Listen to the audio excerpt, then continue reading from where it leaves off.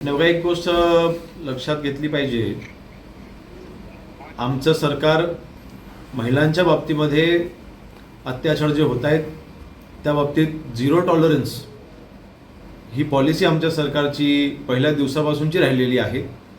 मी स्वतः गृहराज्यमंत्रीपद स्वीकारल्याच्या नंतर बहुतांश महाराष्ट्रामध्ये असलेल्या कमिशनमध्ये स्वतःच आम्ही बैठका घेतलेल्या आहेत. या बैठकामध्ये देखील ज्या सूचना मी केल्या होत्या, महिलांच्यावरती जे अत्याचार होत आहेत त्यासाठी पोलिसांनी जिथे कडक कारवाई करा अशा सूचना मी माझ्या प्रत्येक बैठकामध्ये दिलेल्या आहेत. नक्कीच काल जे काही वक्तव्य मी केलं त्याचा विरोधकांकडून हा विपर्यास केला जातोय. ज्यावेळेस मी तिथे स्वारगेट येथे गेलो त्यावेळेस एक गोष्ट लक्षात आली की रहदारीचं ती जागा आहे आणि अशा रहदारीच्या जागेमध्ये जर का आमच्या बहिणीवरती अत्याचार होत असताना कोणी ऐकलं कसं नाही, कोणी मदतीसाठी धावून कसं गेलं नाही, हा प्रश्न जेव्हा म्हणजे त्या पोलिसांना विचारला त्यांनी जे मला उत्तर दिलं ते मी काल माझ्या प्रेसमध्ये मी सांगितलं. मला वाटतं याचा माझ्या वक्तव्याचा विपर्यास करून ह्याचा राजकारणासाठी वापर जर का विरोधक करत असतील तर मला वाटतं ते अतिशय दुर्दैवी आहे.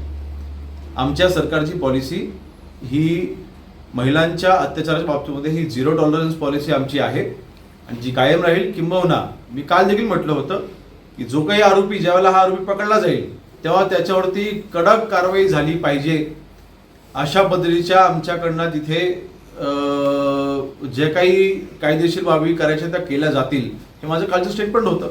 म्हणून आरोपीला वाचवण्याचा प्रश्नच उद्भवत नाही.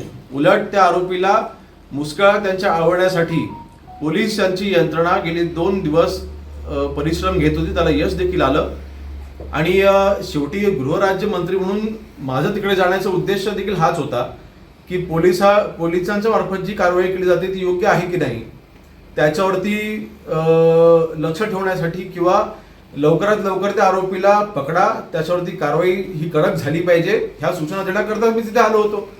त्यामुळे आरोपीच्या बाजूने आमचं सरकार आहे की आरोपीला वाचवण्याचा जो प्रयत्न करताय असे जे आरोप आमच्यावरती होत आहेत ह्याचं मी खंडन करतो.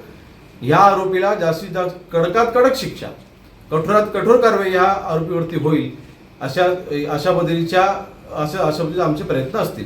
संजय राऊत यांनी देखील तीव्र शब्दात तुमच्यावरती टीका केली. बघा, विरोधकांच्या बोलण्याकडे मी जास्त लक्ष देत नाही. मी फक्त एवढंच सांगेन की आता मी माझा उद्देश काय होता मी हे स्पष्ट केलेलं आहे. माझ्या वक्तव्याचा जो विपर्यास केला गेलाय आणि त्याचा राजकारणासाठी वापर होत असेल तर हे दुर्दैवी आहे.